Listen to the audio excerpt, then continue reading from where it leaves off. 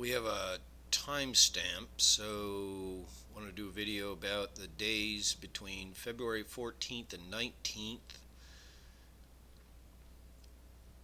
This is a timestamp. So I call them a timestamp because everything that happens in sequence is right in synchronicity with the days. This is how you can tell what day it is if you lost track.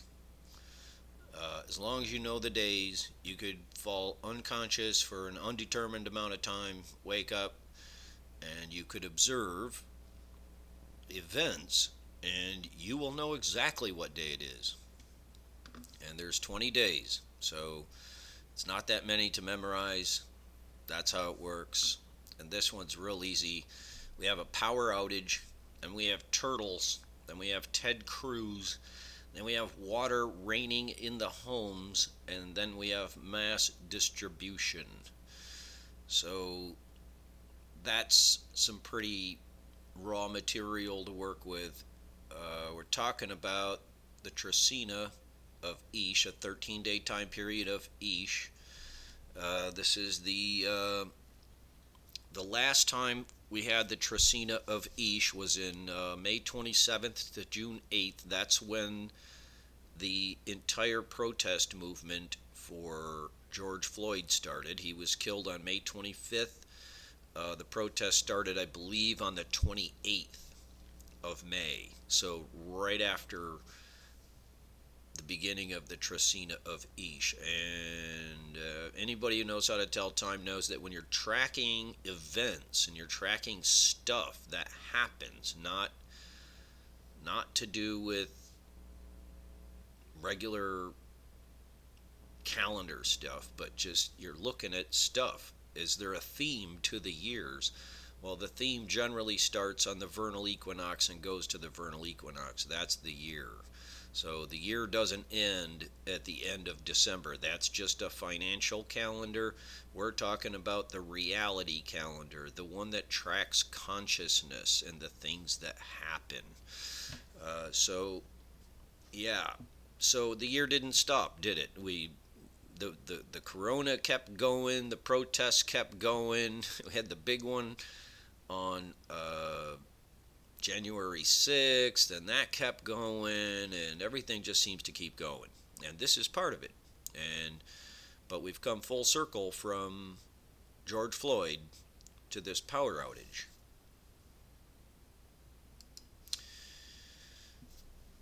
Now, what we look for also is there anything else happening in tandem with the Trecena of Ish? Well, it is beginning on a new moon. So that's, I don't know, people generally regard the moon as feminine. Ish is symbolized by the jaguar, and its main title is Mother of Earth, Day of Woman. So it is this is a very feminine, earthy energy in the air quadrant. Okay. And February 11th was one Ish in the decan of water. And the winter storm that came in, they called it, and I give the scientists or the weather guys credit for being intuitive. It's amazing sometimes how intuitive they are about naming these storms. It's just the way consciousness works, right?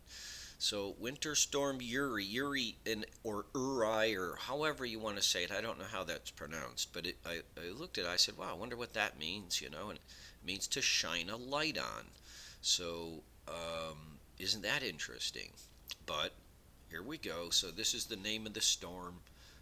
Is Uri or Uri or whatever you want to say there.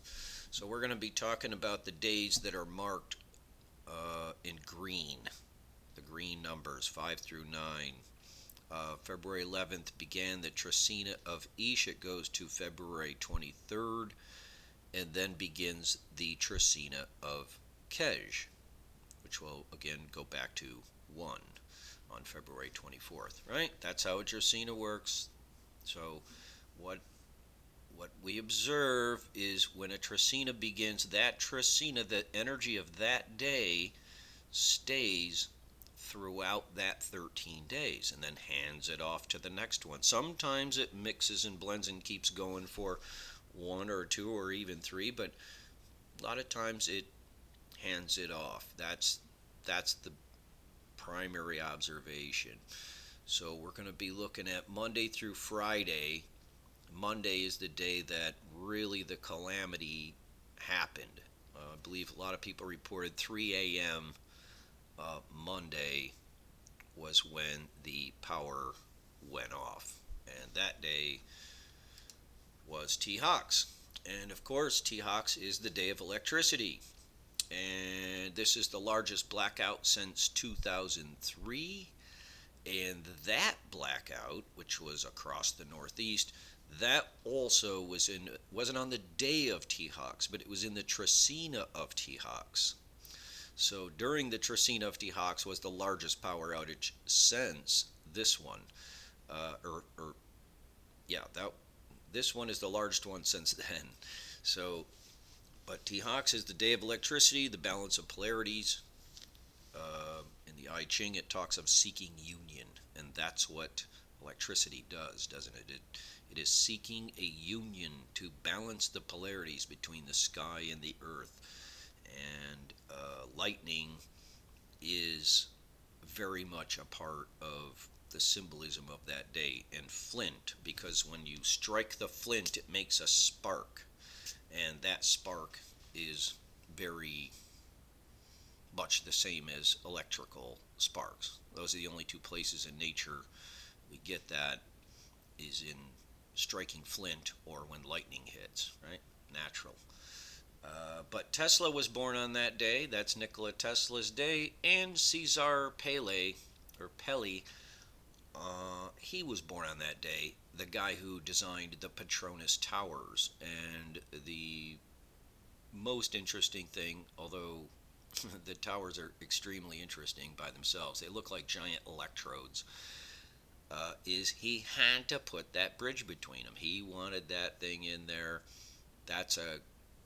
It's kind of a crazy thing to do because, buildings move around, but he wanted it on there, so he put that on there, and that makes it a very unique structure in the world. And the water running down through the center, these still pools of water, two separate pools of water with the fountains in between. I think it's an incredibly accurate artistic design for someone born on the day of T-Hawks. So that's the day the power outage happened. 9 million people without power between Texas and Mexico. That's a lot of people. It's a major outage. The next day is Kawak, and on Tuesday we saw everything started to become about turtles, thousands of turtles. There's turtles everywhere, and we all have to save them. That's what started happening. And by Tuesday they had reached 2,500 turtles. By Wednesday morning, they had already rescued over 4,000 turtles. I think the turtles were just coming in so fast that who's counting all these turtles, right? It was like, how many is there? It's like one guy with nothing to do is run around and count the turtles.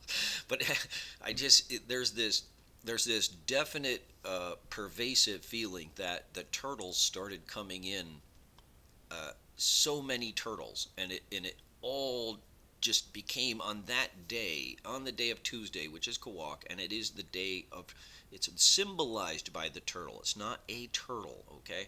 It's symbolized by the turtle. Kawak is about sacred expression, water, voice, and verb, and it survives rains and floods. Now, that's a very interesting line to have in there. That's direct from the Maya, 6,000 years old. That's what they told me personally. So, survives rains and floods. And I said, wow, that's very interesting. I don't think I've ever heard that before. It's the only day that says that, and it's right on that specific day.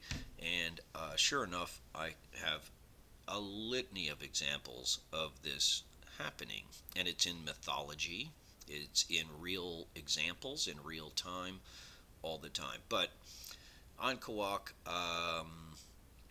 they got all the turtles. And I know in the past too on Kawak, I've noted that sometimes you'll get these articles where it's like, oh, the turtles closed down JFK Airport. And I went and looked, and sure enough, 2 out of the 3 days where the turtles have shut down the airport were on the day of Kawak at a certain time of the year.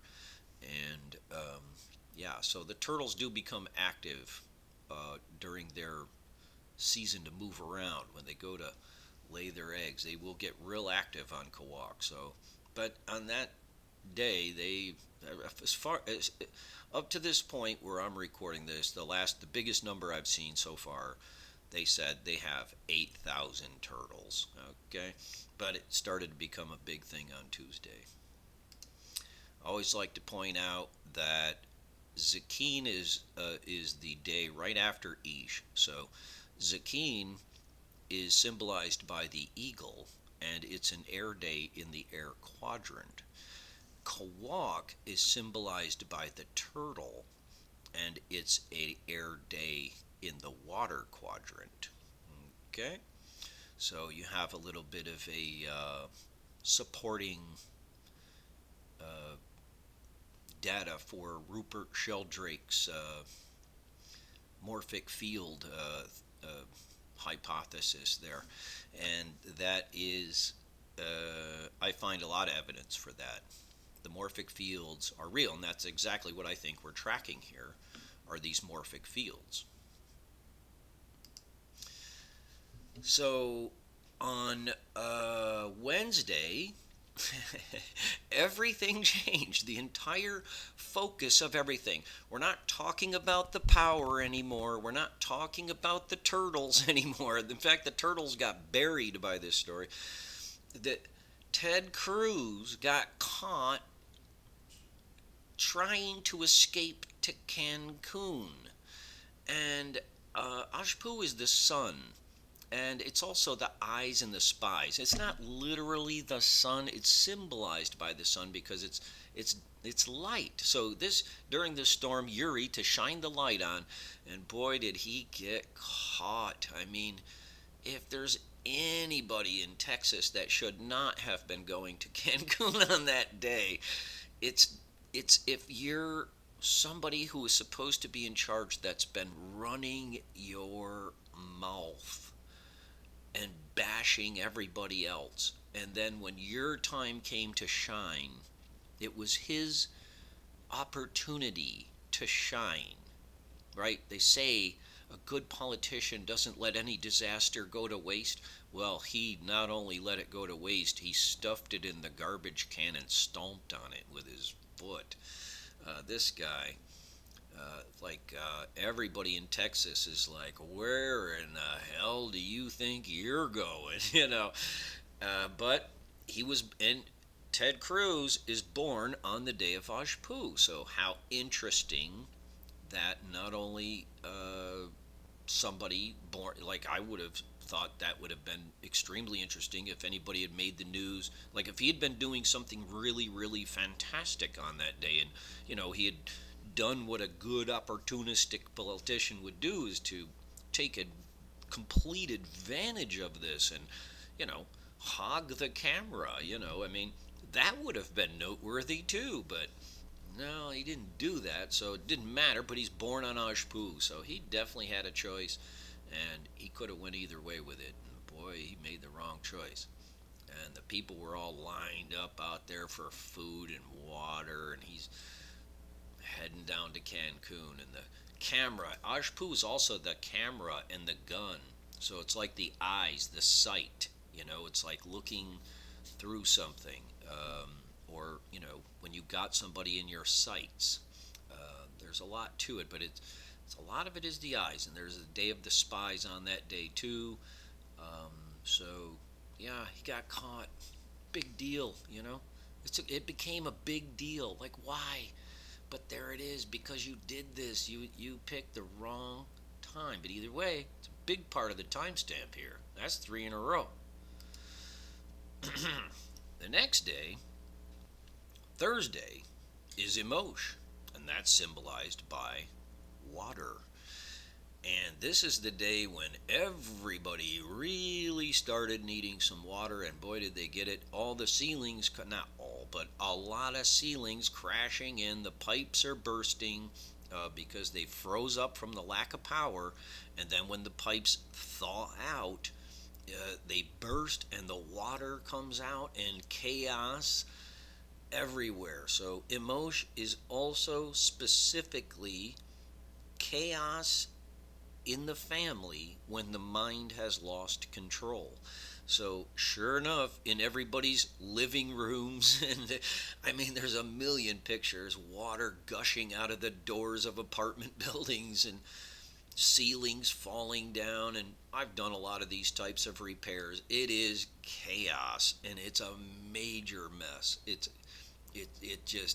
makes a mess, but it's doable. You can fix it, you can get it cleaned up. It's definitely going to disrupt your whatever lifestyle you've got going on in your house. But that's what we had on Thursday, was Emosh and the water. And the drinking water, where's the drinking water? The other direct quote from the day of Emosh: wealth and well-being of water will enrich economy. Keep the water clean. It's very important. Very important. Another thing people keep trying to say: look, you can't screw up all the water. These pipelines, all this stuff. Stop messing with the water. And if you ever want to personify the energy of, hey, you're going to piss off Mother Nature, well, here's the closest example for that. So, I don't know. And then Friday is the day of Eek. And this is the air. So, it's wind energy and rapid movement. So on Eek, generally I look for things to move rapidly. It's also spreading out all over the place. It's very fertile. It's aggressively fertile, even, I would say. And by Eek, we've already had all these rescue operations coming down there, bringing all this water, and they set up all these places to hand out the water, and the cars are just flying through, right? Tons of cars at a time, just filling them up with water. Get all the water in here. Get water. And that's what was going on Friday. So right there you have it, from the time of the power outage to the turtles, to the Ted Cruz, to the waters pouring out of the ceilings and the chaos in the family. And then on Friday, everybody's just throwing water. There's just lines of people, just stuff moving everywhere to get everybody taken care of. There's the progression of events for those 5 days. Cars lined up for more than a mile to get bottled water. That's crazy. But the full moon, so remember, this all started on a new moon. The moon is going to wax full on February 27th, but the Trecena ends on the 23rd, right around the 23rd, 24th. We'll be looking at those 2 days. I'll be watching the days of February 22nd, 23rd, 24th, and on. Of course, then you start all over again down on Z. That's the 20th day. So the full moon is going to go.